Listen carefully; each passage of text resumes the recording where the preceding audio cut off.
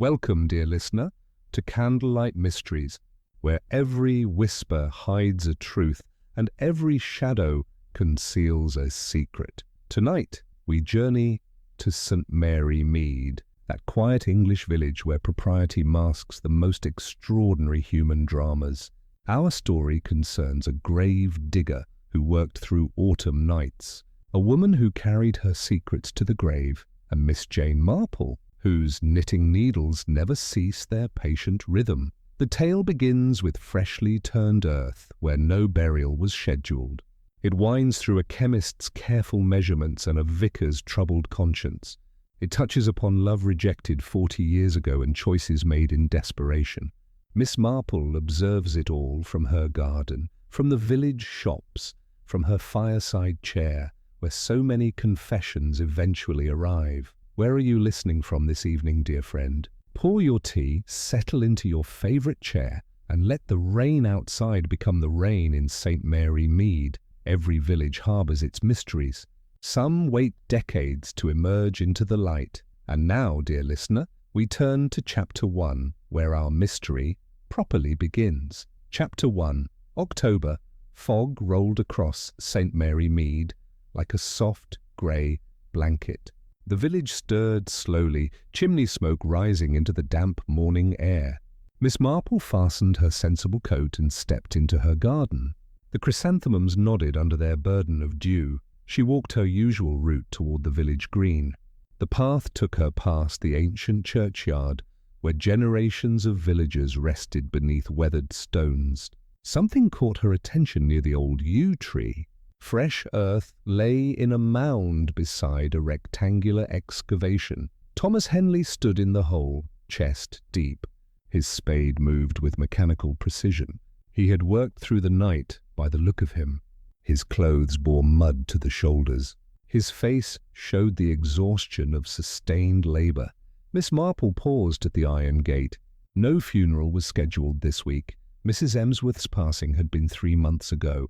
Young Timothy's stone had been set just last month. The grave digger's nocturnal work made no sense. Thomas glanced up and met her eyes. His expression remained unreadable. He returned to his digging without greeting or explanation. The spade bit into earth with steady rhythm.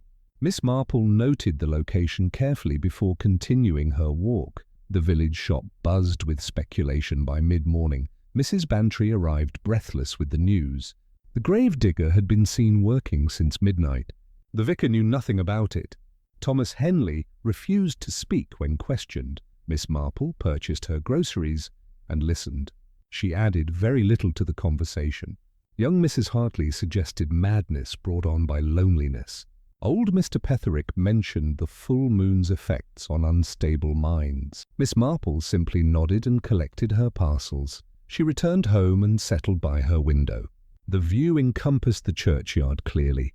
Thomas emerged from his excavation near noon. He surveyed his work with satisfaction. He gathered his tools and departed without filling the hole. Mrs. Bantry arrived for tea promptly at 3.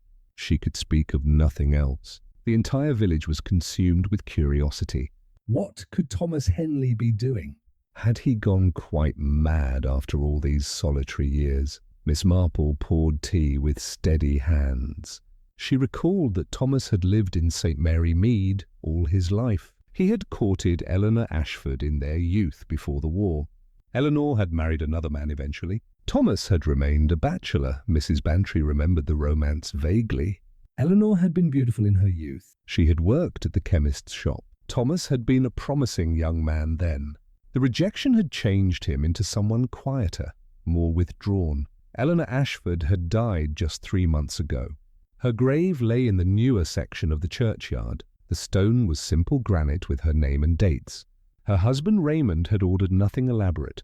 The funeral had been small and swift. Miss Marple sipped her tea thoughtfully. She mentioned that Thomas's excavation site lay very near Eleanor's grave, perhaps 6 feet distant, if her observation was correct. Mrs. Bantry's eyes widened at this intelligence. The two women discussed the matter thoroughly. Memory and speculation intertwined. Eleanor had lived a quiet life after marriage. She had one daughter, Judith, who now ran the chemist's shop. The marriage had seemed distant, but not unhappy. Miss Marple's knitting needles clicked steadily. She had seen such patience before in her long life. A man who waited decades for something. A vigil maintained through silence and solitary labor. Thomas Henley was waiting for something to be revealed. The day faded into evening. Lights appeared in cottage windows across the village. Miss Marple watched the churchyard grow dark. No one approached the mysterious excavation. The yew tree's shadow stretched across fresh earth like a pointing finger. Morning brought rain, cold and persistent. Miss Marple dressed warmly and ventured out after breakfast. The churchyard paths ran with water. The excavation had filled partially overnight. Thomas Henley was there again, bailing out the hole with a bucket. The vicar approached from the rectory. Reverend Clement's face showed concern and confusion. He spoke with Thomas for several minutes.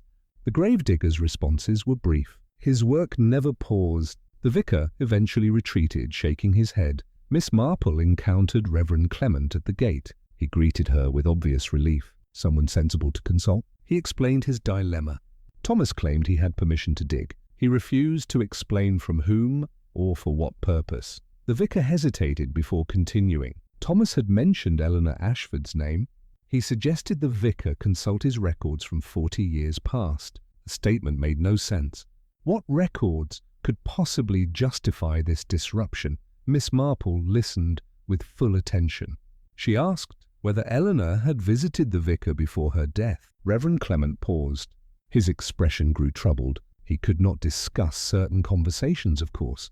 The seal of confession protected some matters absolutely. They stood together under the gate's small roof. Rain drummed steadily on the slate. Miss Marple mentioned that secrets often outlived the people who kept them. Sometimes the truth emerged naturally like bulbs in spring. Other times it required deliberate excavation. The vicar looked at her sharply. He seemed about to speak, then reconsidered. He thanked her for her time and returned to the rectory. His shoulders carried new weight. Miss Marple noted this carefully. She visited the chemist's shop on her way home. Judith Ross worked behind the counter with her usual efficiency. She was a handsome woman approaching 50. Her mother's beauty had been passed down but refined into something cooler. Miss Marple requested her usual stomach remedy. She mentioned the unusual activity in the churchyard. Judith's hands continued measuring powder without pause. She stated that village gossip held no interest for her. Her tone closed the subject. Yet Miss Marple observed the daughter's eyes. They flickered toward the shop window overlooking the church. They returned to the scales with deliberate focus. Judith's neck showed tension despite her calm words. The shop door opened. Dr. Haydock entered, shaking rain from his coat. He greeted both women cheerfully. He joked about the grave digger's mysterious project. Perhaps Thomas was searching for buried treasure beneath the yew tree. Judith smiled without warmth. She completed Miss Marple's order and accepted payment. Dr. Haydock collected his pipe tobacco and departed. The shop fell silent except for rain against the windows. Miss Marple lingered, examining bottles on the shelves. She commented that Eleanor had worked here in her youth. Judith agreed briefly. She added that her mother had taught her everything about compounding medicines. Precision was essential when dealing with substances that could heal or harm. The statement hung in the air between them. Miss Marple thanked her and departed. She walked slowly home through the rain. Her mind turned over the morning's observations like earth beneath a spade. That evening, she sat by her fire with knitting in her lap. The mystery had layers like sediment in the churchyard soil. Thomas dug for something specific. Eleanor had spoken to the vicar before dying. Judith possessed both chemical knowledge and cold composure. Miss Marple had seen such elements before in her long experience. A rejected suitor who never married. A daughter who inherited everything. A husband who vanished into silence after his wife's death. The pattern was old as village life itself. She thought of Eleanor Ashford as she had appeared months ago. The woman had been walking near the church. She had paused to rest, looking frail and grey. She had smiled at Miss Marple with resignation. Some people carried their suffering visibly. Others buried it deep. The fire crackled softly. Rain continued its steady drumming. Miss Marple's needles moved through their familiar motions. She would wait and watch as Thomas waited and dug. Truth had its own timeline. Patience revealed what force could not. Chapter 2. Morning sun broke through the clouds, pale and watery. The village emerged from rain-soaked quiet into tentative activity. Miss Marple made her way to the post office. Letters must be sent regardless of mysterious excavations. The post office shared its space with the general store. Mrs. Sweet presided over both domains with cheerful efficiency. She greeted Miss Marple warmly. The conversation naturally turned to Thomas Henley and his strange behavior. Mrs. Sweet had a theory. Thomas was digging a grave for himself. He wanted to rest near Eleanor Ashford in death since he could not have her in life. It was romantic in a morbid way. Several other customers nodded agreement. Miss Marple purchased stamps and listened. She mentioned gently that Thomas seemed quite healthy despite his age. Digging graves required considerable strength. The observation was noted but did not diminish enthusiasm for the romantic theory. She crossed the street to the chemist's shop. The establishment dated back a century at least. Dark wood shelves held bottles of coloured glass. The air smelled of camphor and peppermint. Judith Ross stood behind the counter consulting a reference book. Miss Marple requested aspirin for her nephew's household. Judith retrieved the bottle without consulting the book. She asked about quantity and provided instructions for use. Her manner was professional and impersonal. The shop bell rang. Raymond Ashford entered hesitantly. He appeared older than his 70 years. His clothes hung loosely on a frame that had recently lost weight. His eyes avoided both women. He requested a sleeping draught. Judith asked several questions about his health. Raymond answered briefly. He had trouble sleeping since Eleanor's death. The house felt empty. The nights stretched endlessly. Judith prepared the medication with careful measurements. She warned against taking more than prescribed. Dependence on such things developed easily. Raymond nodded without meeting her eyes. He paid and departed swiftly. Miss Marple remarked on the poor man's evident grief. Judith's expression remained neutral. She stated that grief took many forms. Some people recovered quickly while others carried loss for years. Her tone suggested clinical observation rather than sympathy. Miss Marple mentioned that Eleanor's death had been unexpected. One day the woman seemed well, the next she declined rapidly. Dr. Haydock had called it heart failure. Such things happened at Eleanor's age without warning. Judith agreed without elaboration. She returned to her reference book. Miss Marple noted the title concerned drug interactions and toxic effects. She commented that modern pharmacy required extensive knowledge. One small error could prove fatal. Judith looked up sharply. She agreed that precision was essential. Her mother had instilled that principle from childhood. Eleanor had been meticulous in her work here. She had taught Judith to measure 3 times before compounding anything. The daughter's voice softened slightly when speaking of her mother. Miss Marple seized the opening. She asked whether Eleanor had seemed troubled before her death. Worry could affect the heart, after all. Judith's face closed like a door. She stated that her mother's health had been declining for months. Dr. Haydock had managed her care appropriately. The death certificate listed natural causes. There was nothing mysterious about an elderly woman's heart failing. Miss Marple apologized for prying. She collected her aspirin and prepared to leave.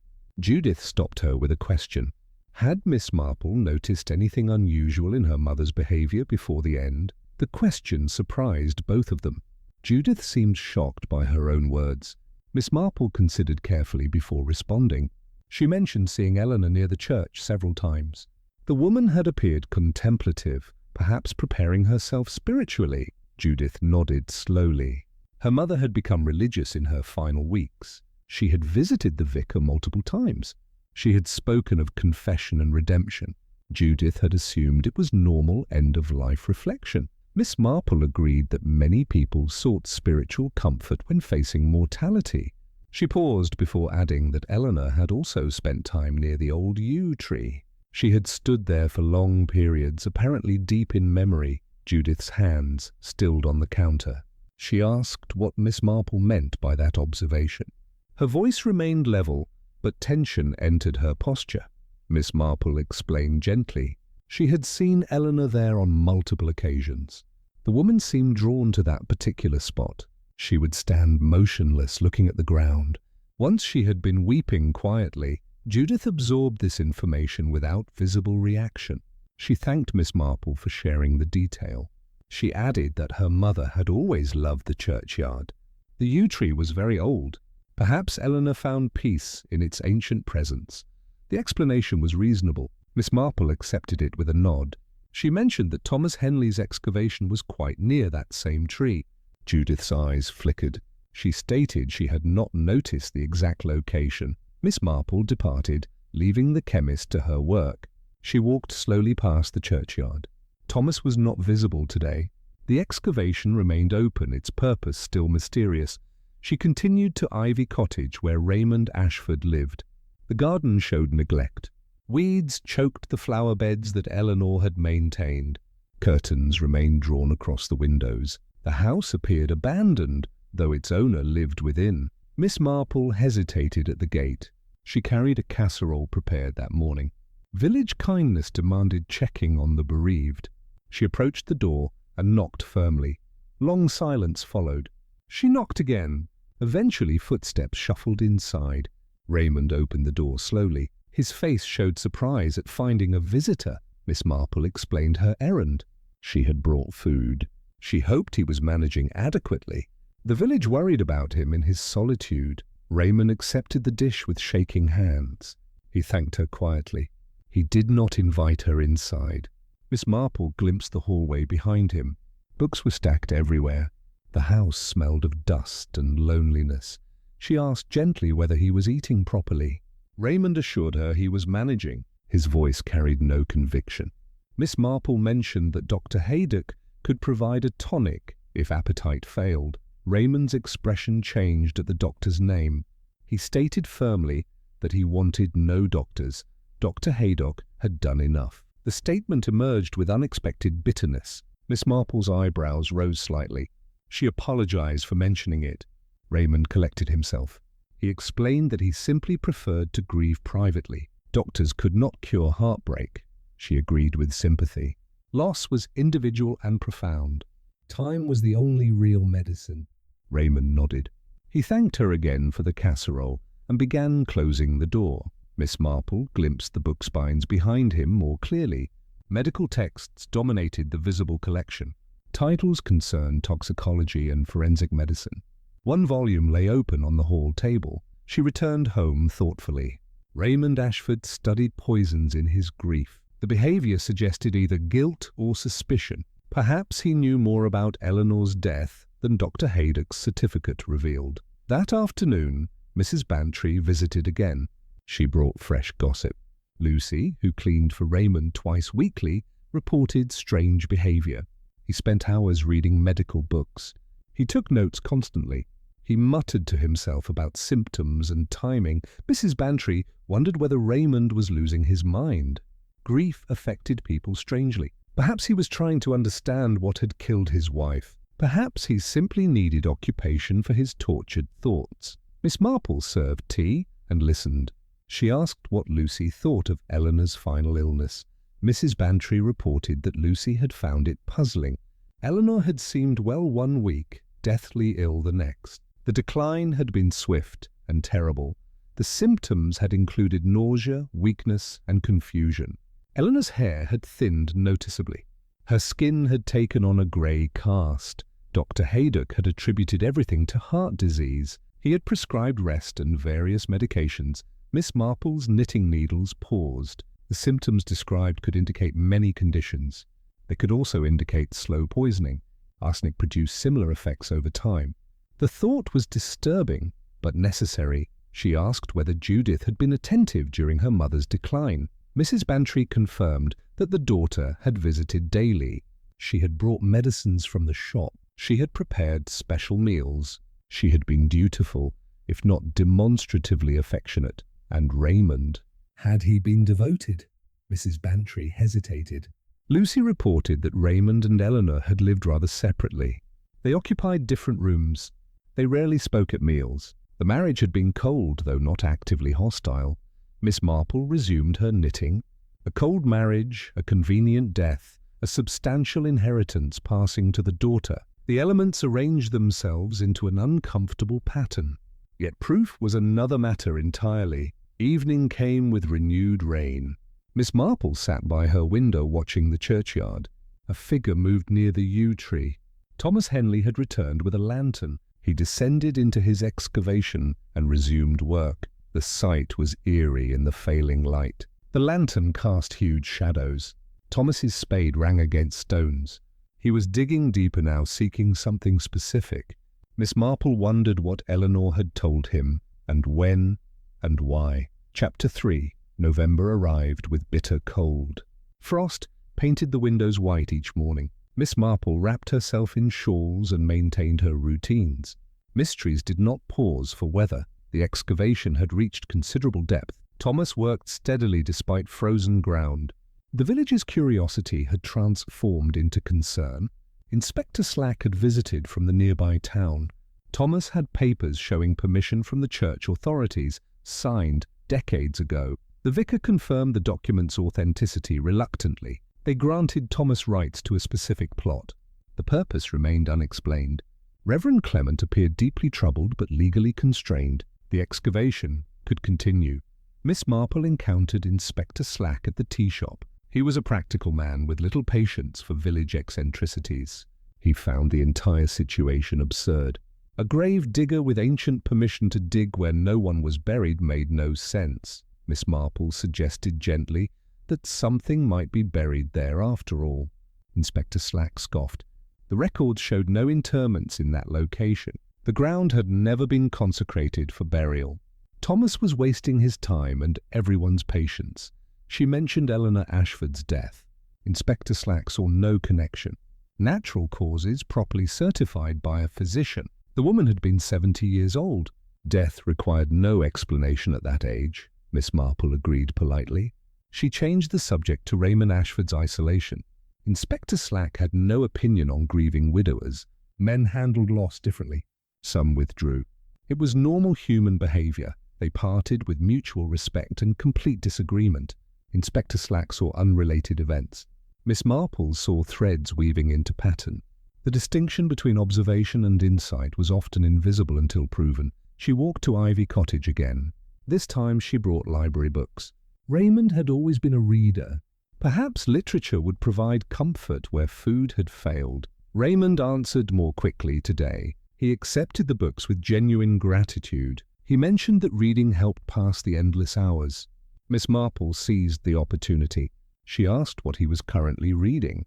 Raymond hesitated. He admitted to studying medical texts. He wanted to understand Eleanor's death better. Dr. Haydock's explanations had been vague. Heart failure could mean many things. He sought clarity through knowledge. Miss Marple understood completely. The need to comprehend loss was natural. She asked gently what he had learned.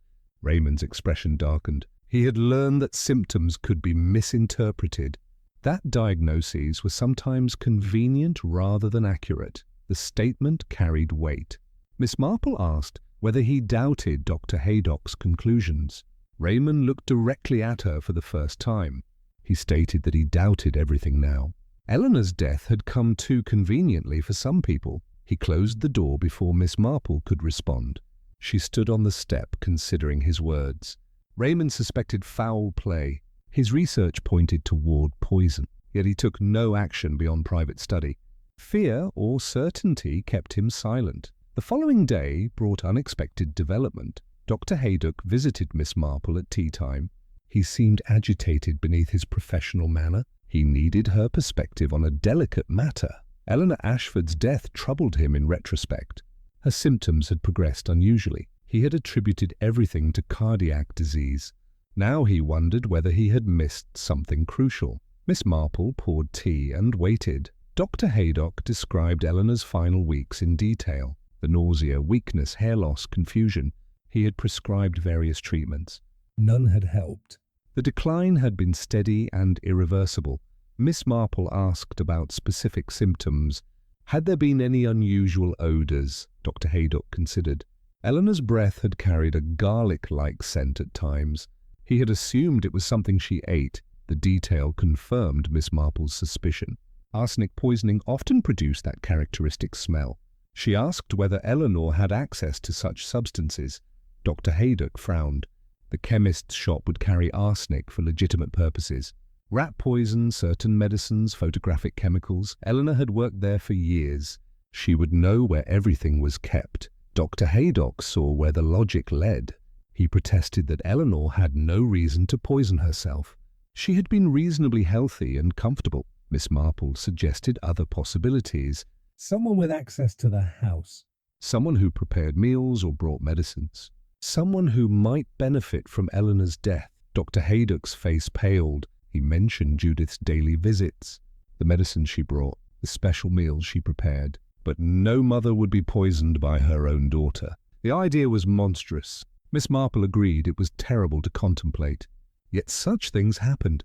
Greed, resentment, or mercy could drive even daughters to desperate acts.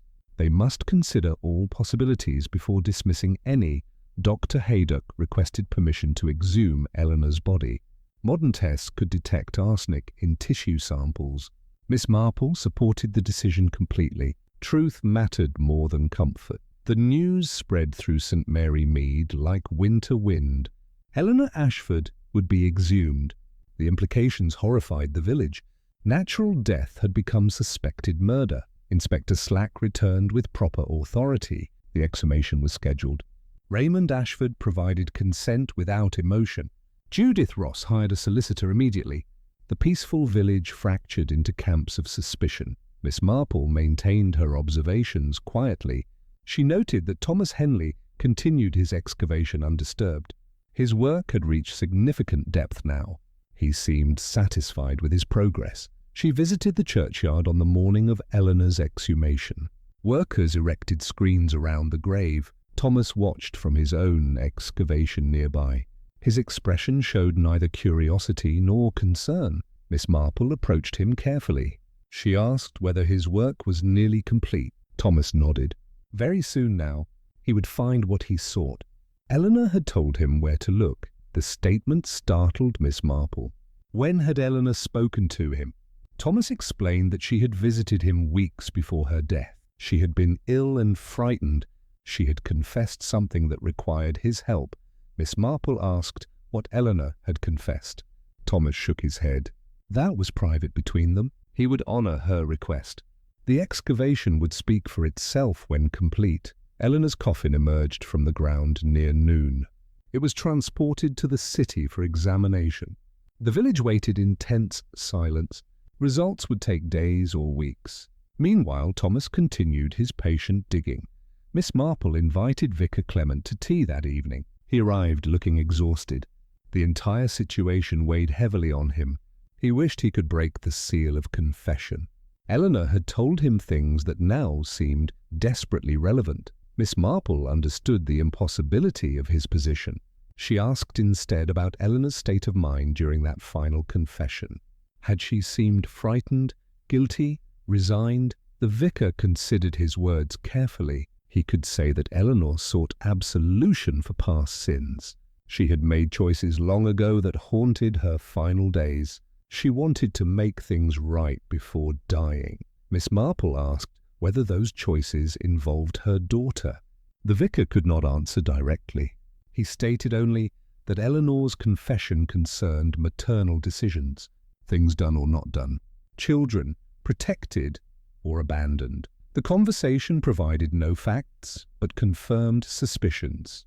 Eleanor carried secrets about motherhood. Judith knew some of those secrets. The inheritance represented more than money.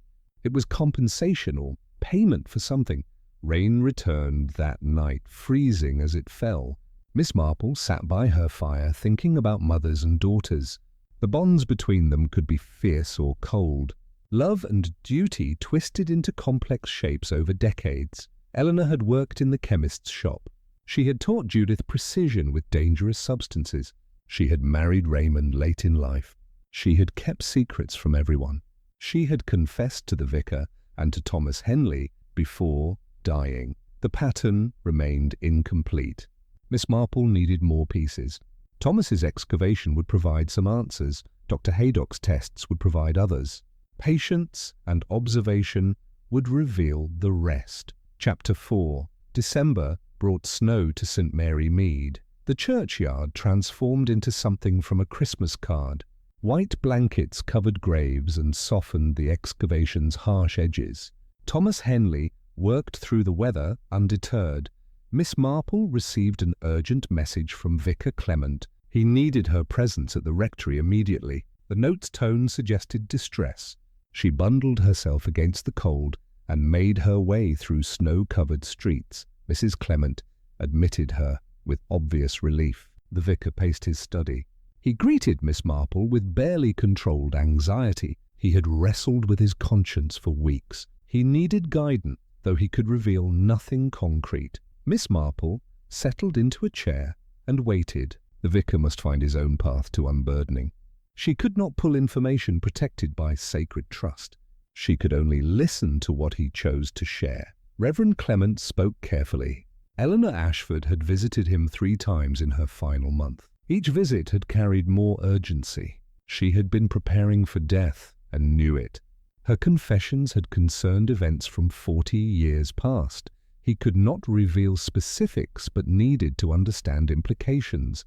If someone confessed to a crime decades old, did the seal of confession protect them posthumously? Could truth be revealed after death if it prevented injustice? Miss Marple considered the ethical maze. She asked whether Eleanor's confession involved actions that still caused harm. The vicar nodded miserably. Yes, current events connected directly to past choices. She suggested that Eleanor might have wanted the truth revealed eventually. Otherwise, why confess at all? Some people cleared their conscience before death, but also planted seeds of future revelation. The confession itself became a form of testimony. The vicar grasped this perspective gratefully. Eleanor had been very specific about certain details. She had mentioned names, dates, locations. She had described actions taken in desperation.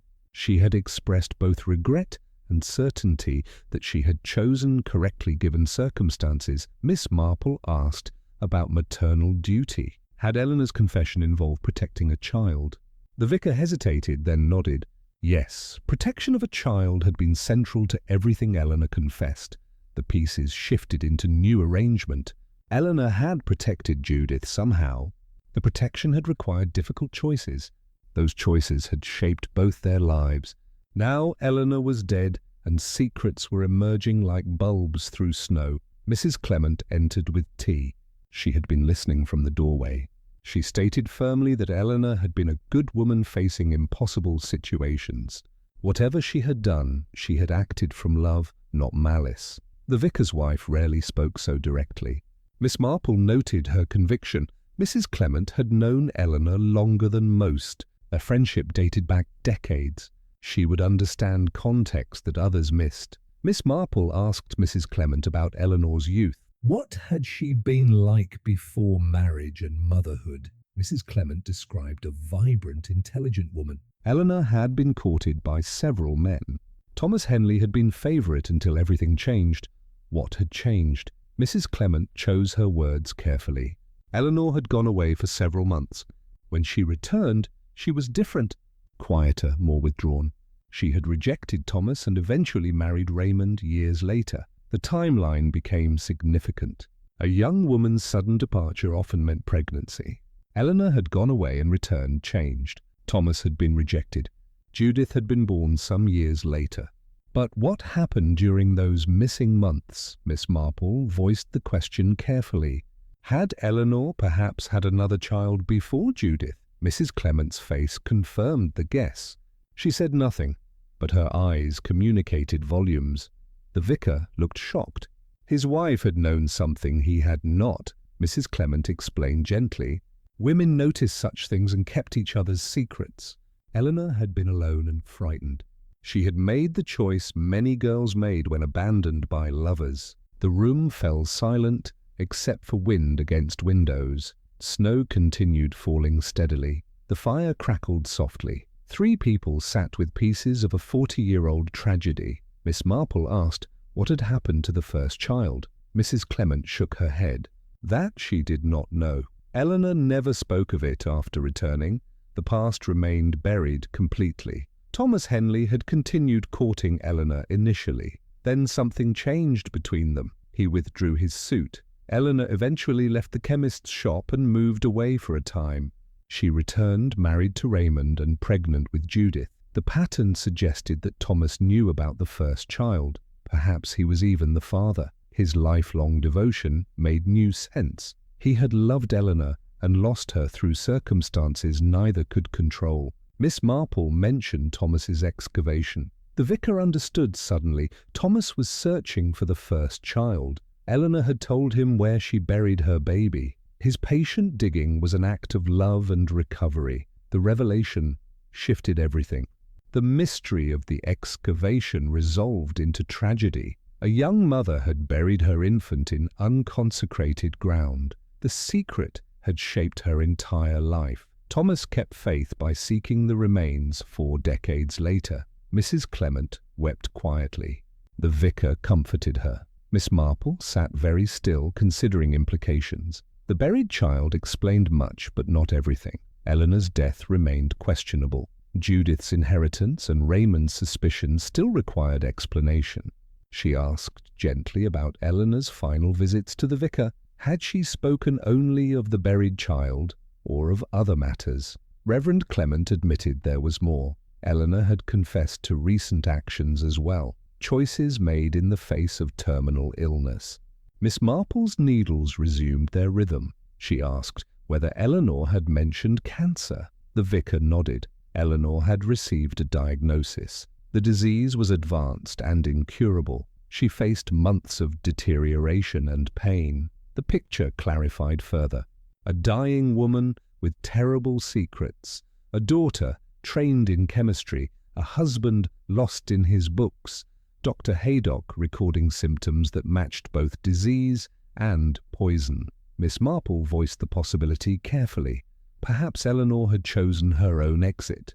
With Judith's reluctant help, she had administered arsenic to herself. The act explained the garlic breath, the hair loss, the steady decline. Eleanor had controlled her death as she had never quite controlled her life. The vicar could neither confirm nor deny. His silence communicated agreement. Mrs. Clement dried her tears. She stated that if Eleanor had made that choice, it was between her and God. The law had no jurisdiction over such private decisions. Miss Marple agreed philosophically. Yet the law would become involved if Dr.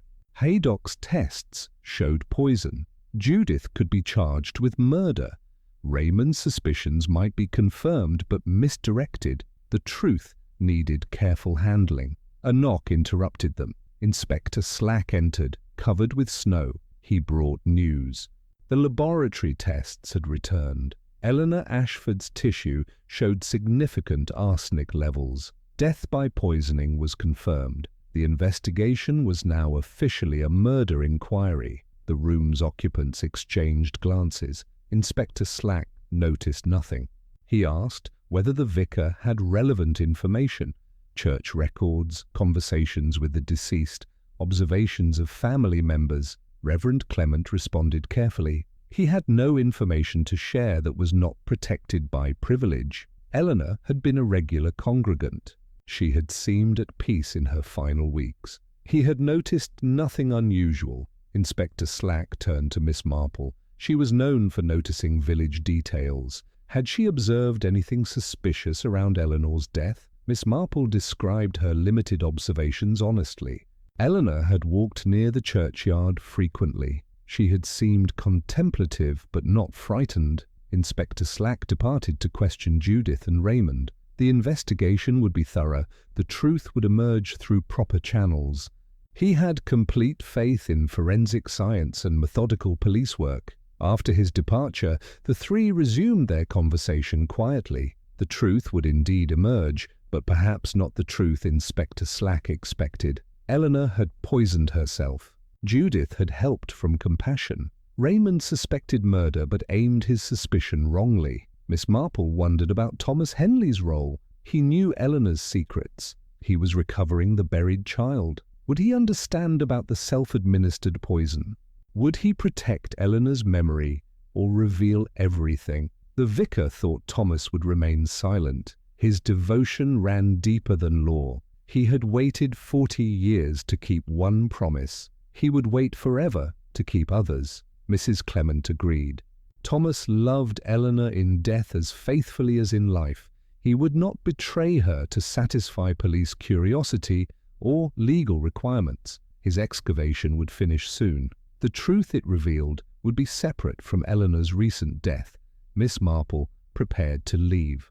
Snow had deepened significantly. The walk home would be difficult, yet she felt satisfaction in understanding the tragedy's outline. Details remained to confirm. Evidence needed careful marshalling, but the basic story was clear. A young woman had loved and been abandoned. She had borne a child in secret and buried it in despair. She had built a new life carrying that guilt. She had raised another daughter in shadow of the first. She had faced death with cancer and chosen control over suffering. She had confessed everything before dying, seeking peace. Chapter 5. The village pub glowed warmly against winter darkness. The Green Man had served St. Mary mead for 3 centuries. Its low beams and dark wood absorbed confidences nightly. Tonight Thomas Henley sat by the fire with a pint before him.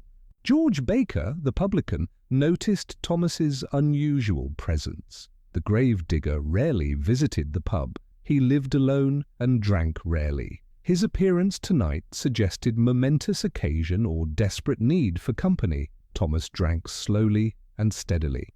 His second pint loosened his habitual silence. By the third he was speaking quietly to George. The story emerged in fragments. 40 years of patience, Eleanor's deathbed revelation, the excavation's true purpose. George listened with increasing attention. Thomas described loving Eleanor as a young man. She had been beautiful and bright. They had planned marriage until everything changed. She went away suddenly. She returned different. Thomas had tried to continue the courtship. Eleanor rejected him gently. She explained that circumstances made marriage impossible. She would not elaborate. Years later, she married Raymond Ashford. Thomas attended the wedding and never courted another woman. He had watched Eleanor's life from distance. He had buried her friends, her parents, eventually Eleanor herself. He had tended the churchyard where she walked. He had waited for the opportunity she had promised. George refilled the pint without charging. Thomas continued his story. Eleanor had visited him 6 weeks before dying. She had been frail and obviously ill. She had confessed everything she had carried alone for decades. She had been pregnant at 19. The father had been a travelling salesman who disappeared. Eleanor had gone to London and given birth alone. The infant had died within days. She had returned to St. Mary Mead with the tiny body wrapped in her shawl. She had buried her baby beneath the yew tree at midnight. No one knew. No ceremony marked the spot. The child rested in unconsecrated ground for 40 years. Eleanor had carried that sin and sorrow through her entire life. Thomas's voice cracked with emotion. Eleanor had asked him to recover the child. She wanted proper burial before she died. Thomas had promised immediately. He would wait until after Eleanor's death to avoid questions. Then he would excavate carefully until he found the remains. George absorbed this tragic history. He asked why Eleanor had told Thomas specifically. Why not the vicar or Judith? Thomas explained that Eleanor trusted him completely. He had loved her without condition. He would honor her request without judgment. The pub door opened. Miss Marple entered with Mrs. Bantry. They stamped snow from their boots. George seated them near the fire. Thomas glanced up and met Miss Marple's eyes. Recognition passed between them. Miss Marple had not intended to encounter Thomas tonight.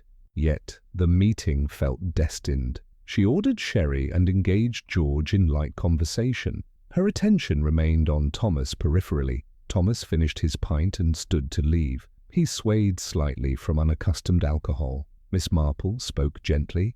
The weather was terrible. Perhaps he should wait a bit before venturing home. Thomas agreed and sat again. Miss Marple joined him at the fireside. Mrs. Bantry understood the dismissal and remained at the bar. Miss Marple asked Thomas directly whether his work was nearly complete. He nodded. Tomorrow would be the day. He felt certain. She asked what he would do when he found what he sought. Thomas explained his plan. He would notify the vicar. A proper burial would be arranged. Eleanor's first child would finally rest in consecrated ground with appropriate ceremony. Miss Marple approved gently. Eleanor would appreciate his faithfulness. Thomas looked at her sharply. She knew. He could see it in her face. Miss Marple confirmed that she had guessed most of the story. Eleanor's secret was understandable and human. Thomas relaxed slightly. He had carried the burden alone since Eleanor's confession. Speaking it aloud brought relief. He asked whether Miss Marple thought him foolish. 40 years of devotion to a woman who married another seemed pathetic to most people. Miss Marple disagreed firmly. Faithfulness was never foolish. Thomas had loved with constancy and honor. He had supported Eleanor through silent presence. He had kept her secrets and fulfilled her final request. Such devotion exemplified the best of human character. Thomas's eyes filled with tears. He thanked her quietly. Miss Marple changed the subject gently. She mentioned Eleanor's recent death. The police investigation must trouble him. Thomas frowned. He knew nothing about Eleanor's final illness. They had not spoken between her request about the child and her death. Miss Marple explained the circumstances carefully. Eleanor had been poisoned with arsenic. The authorities suspected murder. Judith was under investigation. Raymond harbored suspicions about his stepdaughter. Thomas absorbed this with shock. Eleanor poisoned. The idea seemed impossible. She had been dying of cancer. Why would anyone kill a woman already weeks from death? Miss Marple presented her theory. Eleanor had poisoned herself. The cancer promised terrible suffering. Eleanor had chosen dignity and control. She had used her chemical knowledge to manage her own exit. Thomas considered this perspective. It matched Eleanor's character. She had always been decisive and practical. Facing months of deterioration would have been intolerable. She would have chosen a quicker path. He asked about Judith's role. Miss Marple suggested the daughter had helped reluctantly. Judith understood her mother's reasoning. She had provided the means from compassion. Now she faced murder charges for an act of mercy. Thomas grew agitated. Eleanor would not have wanted Judith punished. She would have planned better. Miss Marple agreed. Eleanor had been meticulous. She would have left evidence of her intentions somehow. They discussed possibilities. A letter, perhaps? A journal entry. Some document that explained her choice and exonerated Judith. Thomas suddenly remembered something. Eleanor had mentioned writing a confession. She wanted the vicar to have it after her death. Miss Marple's eyes sharpened. The vicar had received Eleanor's confession. He was bound by seal to keep it secret. Yet perhaps the document itself could be shared with authorities. A written confession of self-murder would end the investigation of Judith. Thomas agreed to speak with the vicar. Between them they would find a way to honor Eleanor's wishes and protect Judith. Eleanor had orchestrated her death carefully. Her confession was part of that orchestration. Inspector Slack entered the pub, shaking snow from his coat. He noticed Thomas and Miss Marple in conversation. He approached with professional interest. He had questions for the grave digger about his unusual excavation. Thomas answered calmly now. He had permission to recover remains. The church records confirmed his authority. His work would conclude tomorrow. Proper burial would follow. Inspector Slack could attend if he wished. Inspector Slack asked what remains Thomas expected to find. Thomas answered honestly, an infant buried 40 years ago. The mother had acted in desperation and grief. The recovery would give the child proper rest. Inspector Slack frowned. This information was new. Who was the mother? Thomas stated that he would not reveal names without permission. The vicar could be consulted. Church records might provide details.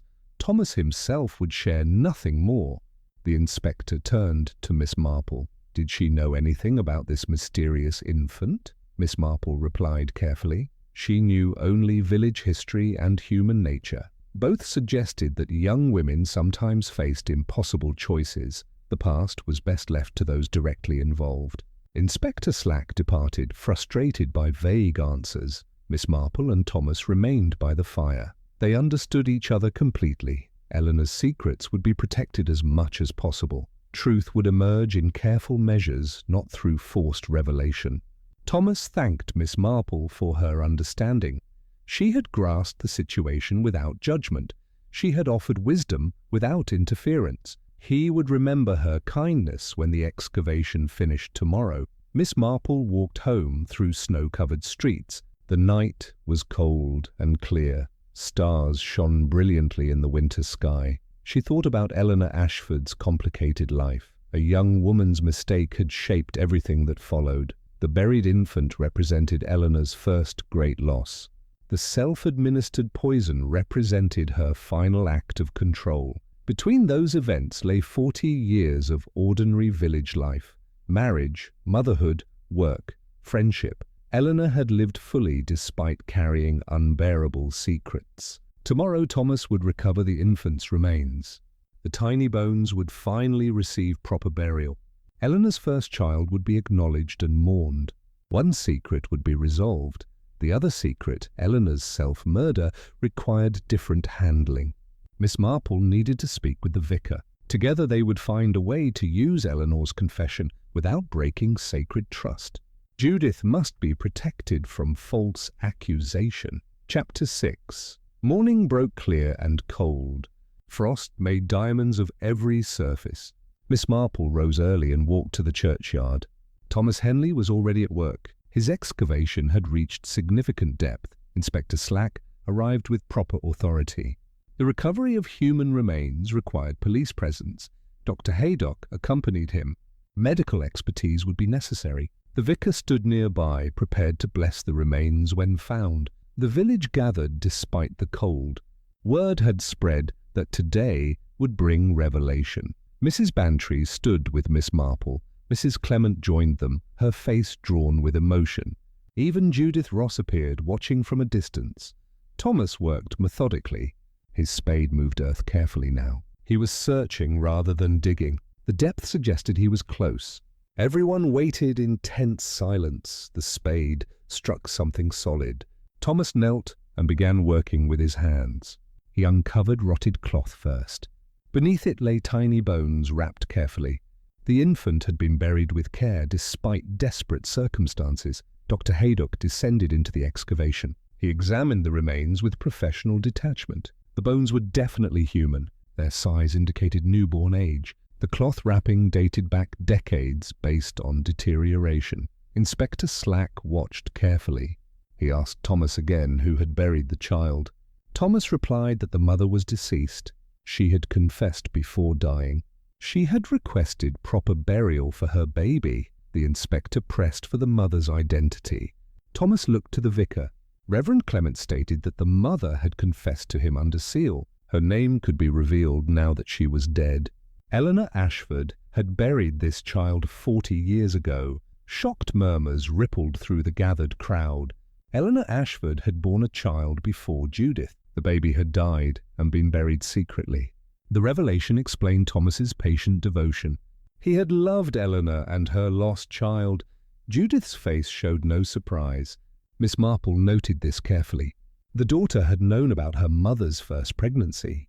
The secret had been shared between them. Understanding passed between Miss Marple and Judith across the distance. Dr. Haydock carefully collected the remains. They would be taken for examination and proper identification. Then burial could be arranged. The vicar promised a service within days. Inspector Slack was not finished with questions. He asked about the infant's father. Was murder involved? Had Eleanor killed her own child? Thomas erupted with rare anger. The baby had died naturally. Eleanor had been alone and terrified. She had buried her child in desperation, not malice. The vicar supported this firmly. Eleanor's confession had been clear. Natural death, secret burial, lifelong guilt. No crime except the technical violation of burial law. That was beyond prosecution now. Inspector Slack reluctantly accepted this explanation. He turned his attention to the current murder investigation. Eleanor's death by arsenic remained unexplained. Someone had administered poison. Judith was the primary suspect given her access and knowledge. Judith stepped forward calmly. She requested to make a statement. Inspector Slack agreed immediately. They moved to the vicar's study for privacy. Miss Marple, Dr. Haydock, and the vicar attended as witnesses. Judith spoke without emotion. She confirmed that she had helped her mother die. Eleanor had been diagnosed with terminal cancer. The prognosis was 3 months of increasing agony. Eleanor had chosen to abbreviate that suffering. She had researched methods carefully. Arsenic allowed gradual administration. The symptoms mimicked disease progression. Dr. Haydock would not question the decline. Eleanor would appear to die naturally. Judith had objected initially. She feared legal consequences. Eleanor had assured her that evidence would protect her. A written confession existed.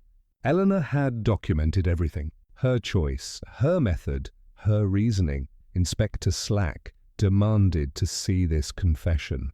Judith explained that Eleanor had given it to the vicar.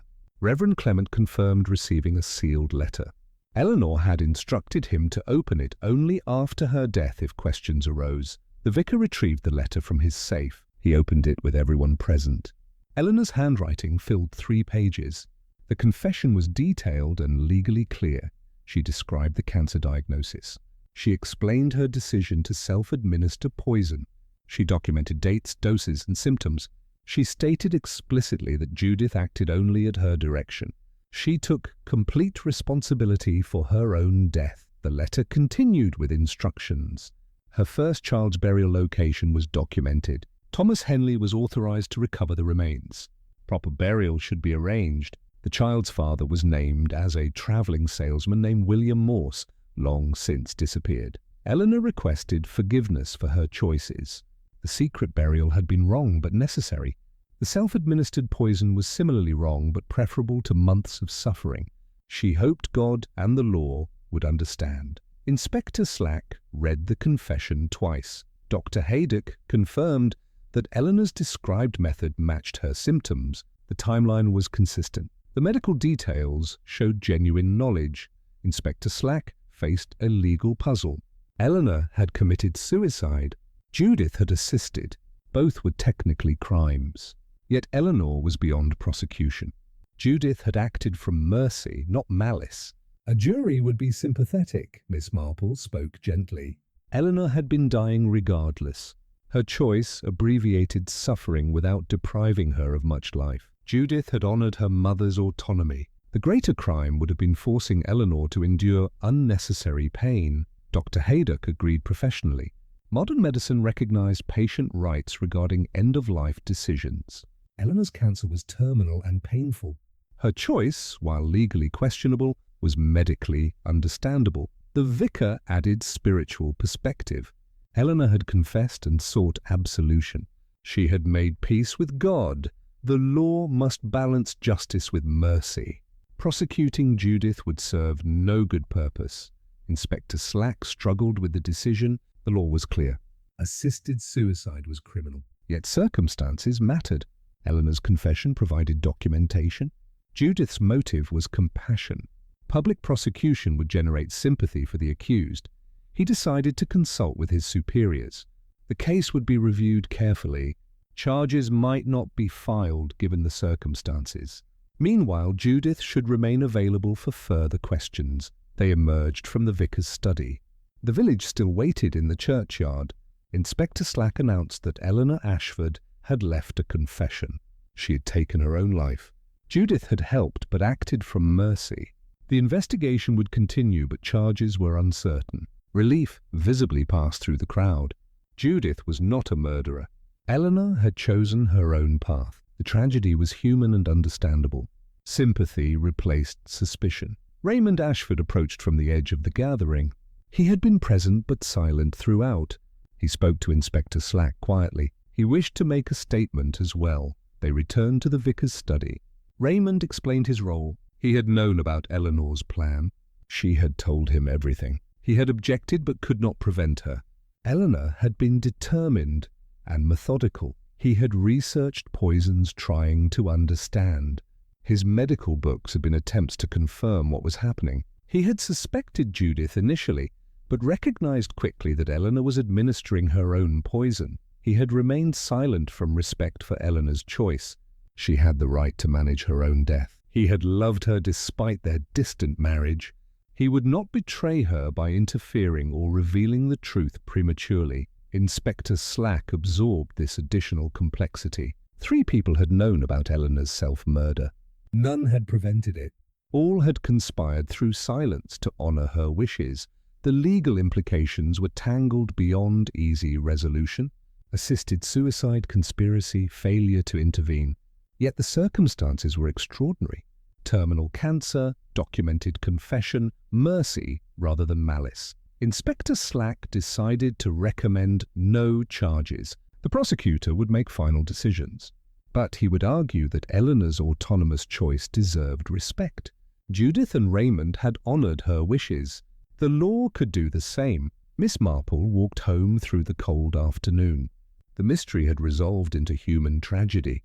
Eleanor's 2 secrets had emerged simultaneously. The buried infant and the self-administered poison were connected through Eleanor's determination to control her own story. Thomas Henley had fulfilled his promise. The infant would receive proper burial. Judith was protected by her mother's confession. Raymond's suspicions had been explained.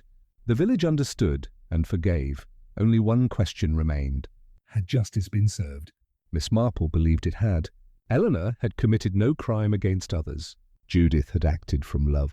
Raymond had respected his wife's autonomy. The law existed to serve human flourishing, not to punish mercy. Chapter 7. January brought thaw to St. Mary Mead. Snow melted into slush. The churchyard transformed from winter beauty to muddy reality. Eleanor's grave had been filled again after exhumation. The excavation beside it waited for the infant's burial.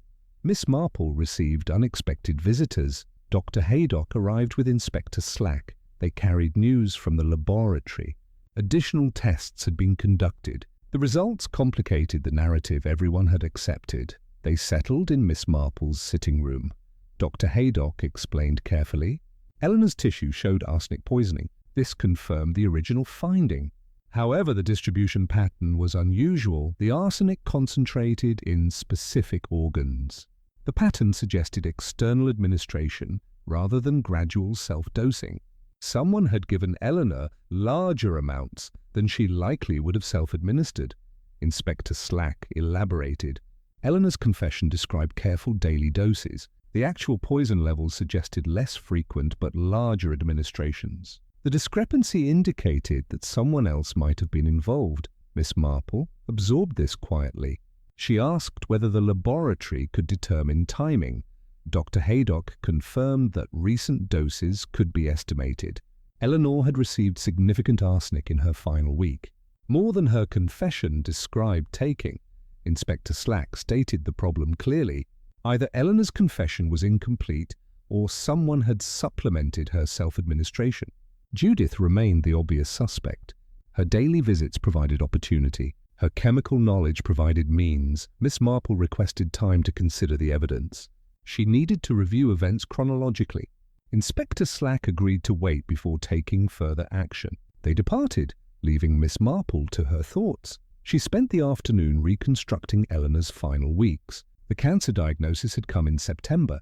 Eleanor had begun self-administering small arsenic doses in October. Her decline had been steady through November. She had died in early December. The timeline matched Eleanor's confession mostly, yet the laboratory found evidence of larger doses near the end.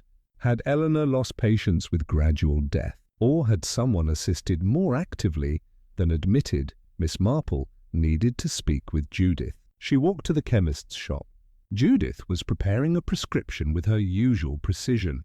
She greeted Miss Marple calmly. Miss Marple purchased throat lozenges and engaged in small talk. She mentioned the laboratory findings casually. Judith's hands paused briefly, then resumed work. She asked what Miss Marple wanted to know. Miss Marple appreciated directness. She asked whether Judith had given her mother larger arsenic doses than Eleanor's confession described. Judith considered before answering. She confirmed that she had. Eleanor's plan had been too cautious. The small daily doses prolonged suffering unnecessarily. Judith had researched optimal dosing. She had increased amounts in the final week. Her mother's death had come more quickly and peacefully as a result. Miss Marple asked why Eleanor's confession did not reflect this. Judith explained that her mother had written the confession before the final week. She had expected to continue the gradual process. Judith's adjustment had abbreviated the timeline. The explanation was logical. Miss Marple asked whether Raymond knew about the increased dosing. Judith confirmed that he did. Raymond had supported her decision. Eleanor's suffering had become severe. Speeding the process was merciful. Miss Marple returned home with this information. The truth was more complex than Eleanor's confession revealed. Eleanor had chosen self-murder. Judith had assisted more actively than initially admitted. Raymond had supported both women. The law would view this differently than simple assisted suicide. Judith had taken control of dosing. She had effectively killed her mother, even with Eleanor's initial consent. Murder charges remained possible. That evening, Miss Marple invited Raymond to tea. He came reluctantly, aware that difficult conversations awaited. Miss Marple served him quietly and asked him to explain the final week. Raymond described Eleanor's deteriorating condition. The cancer pain had become extreme. Her mind remained clear, but her body was failing. She begged for the process to accelerate. Small doses were no longer adequate. Judith had consulted with Raymond. Together they decided to increase the dosing. Eleanor consented explicitly. She wanted release from suffering. The decision was unanimous among the three people involved. Raymond had administered some doses himself. His shaking hands made measuring difficult. Judith had taken over completely by the final days. Eleanor had died peacefully, surrounded by people who loved her. Miss Marple asked whether Raymond considered this murder. He responded firmly. No, it was mercy. Eleanor had been dying regardless. They had abbreviated suffering, not caused death. The distinction mattered morally, if not legally, Miss Marple agreed privately. Yet the law recognized no such distinction. Judith had killed her mother with poison. Consent and mercy were not legal defenses. Inspector Slack would charge Judith if he knew the complete truth. She asked Raymond whether he would testify to these facts. Raymond stated he would testify to whatever protected Judith. The girl had acted from love. She deserved protection, not prosecution. Miss Marple made a decision. She would speak with Inspector Slack. She would explain the moral reality behind the legal facts. She would argue for mercy in Eleanor's spirit. The following morning, she visited the police station. Inspector Slack received her courteously. He respected Miss Marple's judgment despite finding her methods unorthodox. Miss Marple explained the complete situation. Eleanor's plan for gradual self-murder. Judith's decision to accelerate the process. Raymond's support for both women. The unanimous agreement among all three participants. Inspector Slack listened without interruption. When she finished, he asked a direct question. Was this murder or mercy? Miss Marple responded that it was both. The law would call it murder. Morality called it mercy. Justice required balancing both perspectives. Inspector Slack struggled with his duty. The evidence supported murder charges. Judith had administered fatal poison, yet the circumstances demanded compassion. Eleanor had been dying. Judith had acted from love. Prosecution would serve no purpose except legal technicality. Miss Marple suggested an alternative. Inspector Slack could report Eleanor's self-murder as documented in her confession. The supplemental dosing could be attributed to Eleanor's own final choices. Judith's role could remain unspecified. Inspector Slack saw the wisdom in this approach. Eleanor's confession provided adequate explanation. The exact details of who administered which doses were legally unnecessary. The fundamental truth was clear. Eleanor had chosen death. Her family had supported that choice. He agreed to recommend closing the case.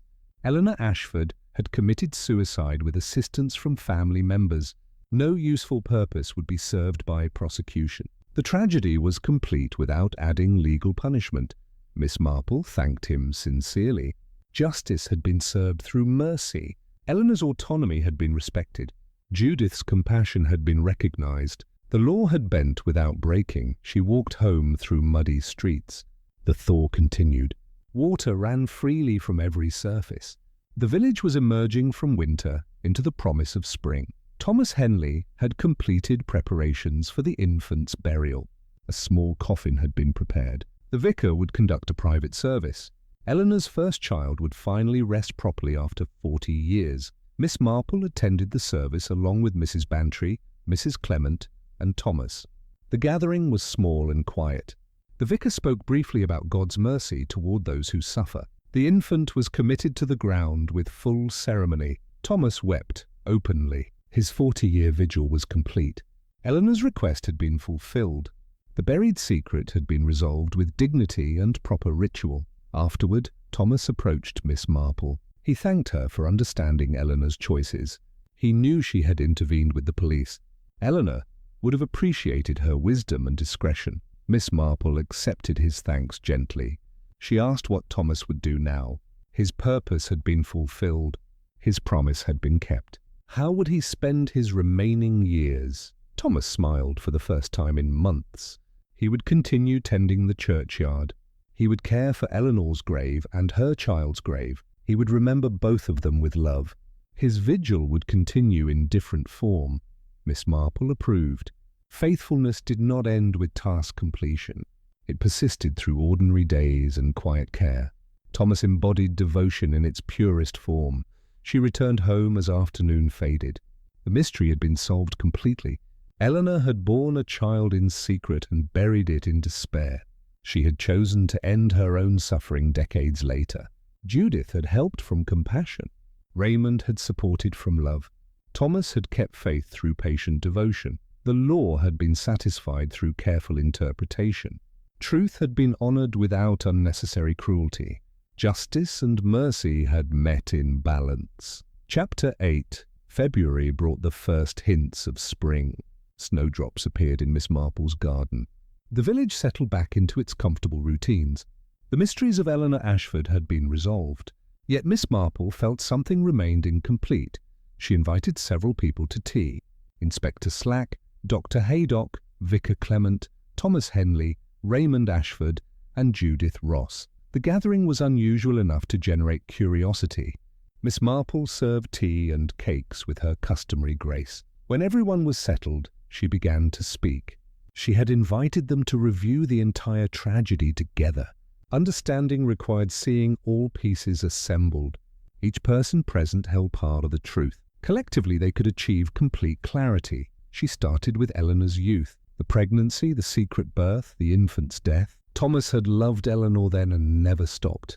The buried child represented Eleanor's first great loss. The secret had shaped everything that followed. Thomas nodded confirmation. Eleanor had been 19 and alone. The traveling salesman had abandoned her. She had faced motherhood without support or preparation. The baby's death had been devastating. The secret burial had been desperate necessity. Miss Marple continued with Eleanor's marriage to Raymond. It had been practical rather than romantic. Raymond had needed companionship. Eleanor had needed respectability and security. They had built a cold but functional partnership. Raymond agreed quietly. He had loved Eleanor in his way. She had never fully loved him. The ghost of her first lost child stood between them always. Yet they had managed contentment, if not passion. Judith had been born into this cold marriage. She had grown up knowing something was wrong, but not what. Eleanor had been a distant mother, competent but not warm. Judith had learned chemistry and independence. She had become practical like her mother. Judith confirmed this assessment. Her childhood had been lonely. She had sensed her mother's permanent sadness. Only later had she learned about the buried sibling. Understanding had brought compassion rather than resentment. Miss Marple moved to Eleanor's cancer diagnosis. The disease had been advanced at discovery. Treatment offered only suffering without hope. Eleanor had faced the choice many terminal patients consider. She had chosen control over resignation. Dr. Haydock spoke professionally. Eleanor's decision was medically understandable. Terminal cancer's final stages were brutal. Modern medicine recognized patient autonomy in such circumstances. Eleanor's choice deserved respect even if legally complicated. Eleanor had researched self-administered death thoroughly. She had access to arsenic through the chemist's shop. She had knowledge of proper dosing. She had planned to administer small amounts gradually. Death would mimic disease progression. Judith had discovered her mother's plan early. Eleanor had needed help obtaining the poison. Judith had objected initially but understood eventually. She had agreed to provide the arsenic. Her mother's suffering was becoming unbearable. The plan had proceeded as designed initially. Eleanor took daily doses through October and November. Her decline appeared natural. Dr. Haydock suspected nothing. The deception was complete, yet Eleanor's suffering increased beyond expectation. Cancer pain overwhelmed the small dose's effect. Eleanor begged for acceleration. The gradual plan was too slow. Judith had made a decision. She increased the dosing significantly in Eleanor's final week. Death came more quickly. Eleanor's suffering ended mercifully. The daughter had taken control from compassion. Raymond had known and approved. He could not administer poison himself. His hands shook too badly, but he supported Judith's actions completely. Eleanor deserved peace. They provided it. Miss Marple paused to let this information settle. Inspector Slack shifted uncomfortably. The truth exceeded Eleanor's written confession. Judith had effectively killed her mother even with consent. The law called this murder, yet Miss Marple continued. She asked everyone present to consider the moral reality. Eleanor was dying of cancer. She chose to abbreviate her suffering. Her family honored that choice. Where was the crime in mercy? Vicar Clement spoke about spiritual dimensions. Eleanor had confessed and received absolution. She had made peace with God. The Church recognized human suffering's reality. Mercy sometimes required difficult choices. Thomas added his perspective. Eleanor had suffered enough in her life. The buried child, the loveless marriage, the terminal disease. She deserved to choose her exit. Judith had given her mother the greatest gift. Release from unbearable pain. Dr. Haydock agreed medically. Palliative care often involved hastening death through pain medication. Doctors balanced suffering against shortened life constantly. Judith's actions differed only in honesty and directness. Inspector Slack faced unanimous opinion. Every person present defended Judith's actions. No one saw murder. Everyone saw mercy. The law existed to serve justice. Justice sometimes required looking beyond strict legality. He made his final decision. The case would be closed as Eleanor's documented self-murder. The details of administration would remain unspecified. Judith would face no charges. The tragedy had caused enough suffering without adding prosecution. Relief passed through the room. Judith's eyes filled with tears for the first time. She had carried terrible weight alone. Now the burden was shared and lifted. Her mother's choice had been honored. Her own compassion had been recognized. Raymond thanked Inspector Slack quietly. Justice had been served through understanding rather than punishment. Eleanor would have appreciated the resolution. She had trusted the village's essential goodness. That trust had been vindicated. Miss Marple served more tea. The gathering softened into ordinary conversation. The formal resolution complete, people could relate as neighbors again. The tragedy would be remembered, but no longer dominated their present. Thomas departed first, returning to his cottage and his memories. Raymond followed, walking more lightly than in months. Judith remained briefly to help Miss Marple clear tea things. They worked in companionable silence. Finally, Judith spoke. She thanked Miss Marple for understanding. Not everyone would have seen mercy in her actions. Many would have called it murder regardless of circumstances, Miss Marple responded gently. She had lived long enough to understand human complexity. Right and wrong were not always clearly separated. Love sometimes required terrible choices. Judgment must include compassion. Judith departed. Miss Marple stood at her window watching the village. Lights appeared in cottages. Smoke rose from chimneys. Ordinary life continued despite extraordinary events. She thought about Eleanor Ashford's life. A young woman's mistake had created decades of suffering. Yet Eleanor had also known love from Thomas. She had raised a daughter who became capable and strong. She had made her final choice with courage. The buried child would rest properly now. Thomas's devotion had achieved its purpose. Eleanor's self-determined death had been honored. Judith's mercy had been recognized. The tragic elements had been resolved with grace. Miss Marple returned to her knitting by the fire. The pattern emerged stitch by stitch, each row built upon previous work. Mistakes could be unraveled and corrected. Patience created beauty from simple thread. Human lives followed similar patterns. Choices built upon choices. Mistakes created consequences, yet mercy and understanding could redeem much. Eleanor had made errors. She had also made amends. Her confession had been complete. Her legacy was complicated but ultimately human. The fire burned low as evening deepened. Miss Marple added wood and watched flames grow. Light and warmth filled the room. Outside, winter slowly released its grip. Spring waited with its promise of renewal. St. Mary Mead would remember Eleanor Ashford. The tragedy would become village history. Future generations would discuss it over tea. The story would be simplified and mythologized. The essential human truth would persist. A young woman had loved and lost. She had carried secrets through a long life. She had chosen her own death when suffering became unbearable. Her family had honored that choice. The village had recognized mercy when law saw only crime. Miss Marple's needles clicked steadily. The rhythm was meditative and eternal.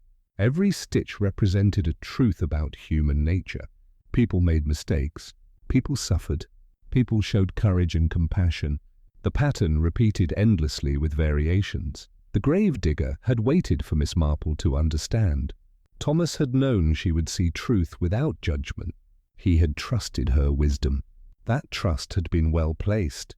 Eleanor had waited too. She had waited to confess. She had waited to die. She had waited for her buried child to be recovered. Her patience had been rewarded. All her secrets had been revealed and resolved. The candle on Miss Marple's table burned steadily. Its flame never wavered. Light persisted through darkness. Truth emerged despite concealment. Justice and mercy could coexist. The contradictions that troubled others seemed natural to her. She had lived long and observed much. Human nature revealed itself in small villages as clearly as in great cities. The same passions, fears, and hopes animated everyone. Understanding required patience and absence of judgment. The clock struck 9. Miss Marple prepared for bed. Tomorrow would bring new observations and small mysteries. Life continued its rhythm. The seasons turned. People were born, lived, and died. The essential patterns persisted. She thought of Thomas visiting the 2 graves he now tended. Eleanor and her infant daughter resting near each other finally. The vigil would continue in different form. Love persisted beyond death. Devotion required no reward except its own expression. And so, dear listener, the grave digger who waited for Miss Marple draws to its quiet close. The candle's flame glows steadily again. Its light rests gently on the revealed truth. In St. Mary Mead, peace returns, and Miss Marple's knitting resumes. Each stitch reflects the tangled hearts of humankind. Until next time, dear listener, another secret fades by candlelight.